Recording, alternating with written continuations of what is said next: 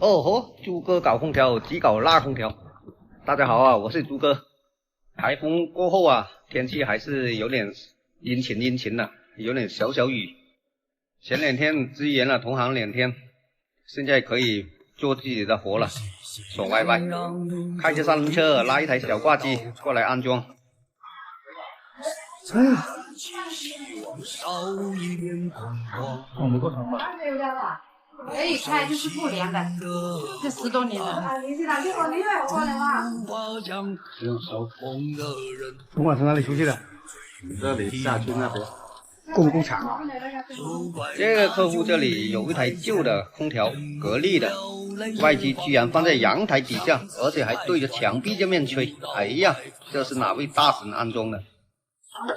就挂在这里，对着你这边哟。所以你放在这里，你看多占地方，你这个位置，干嘛要这样子装这个空调？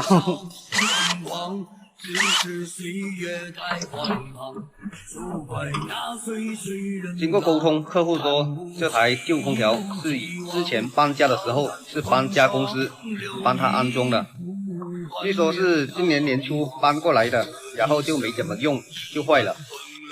经过沟通啊，把这台旧的空调拆掉，新的把它打支架装在墙上面。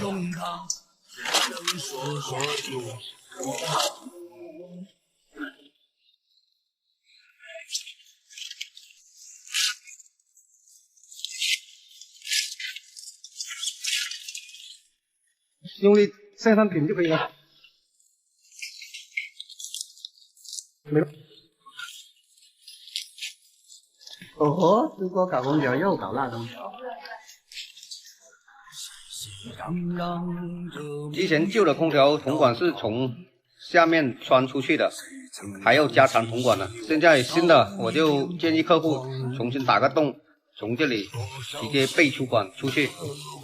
重新打个洞的话，那就不用另外加长铜管了，然后背出管也比较好看一点，而且背出管以后铜管还有长的。客户同意了，我们就开始干活了。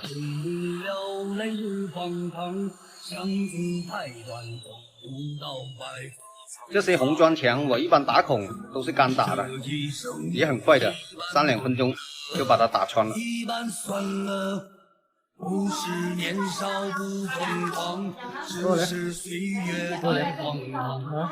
就怪那岁岁人老，看不起一如既往，笑谈风霜，留一副冠冕堂皇。这一生一般风乐。这有螺丝的，干嘛总是要拿我这个螺丝？只能说说他的。是不是？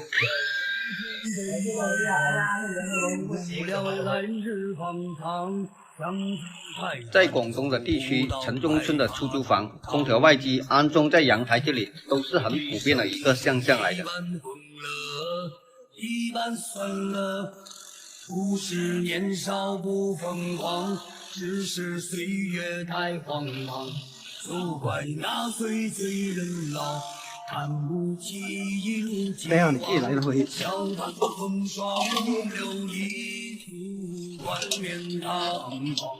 这一生一般欢乐，一般欢乐，在对烈酒诉衷。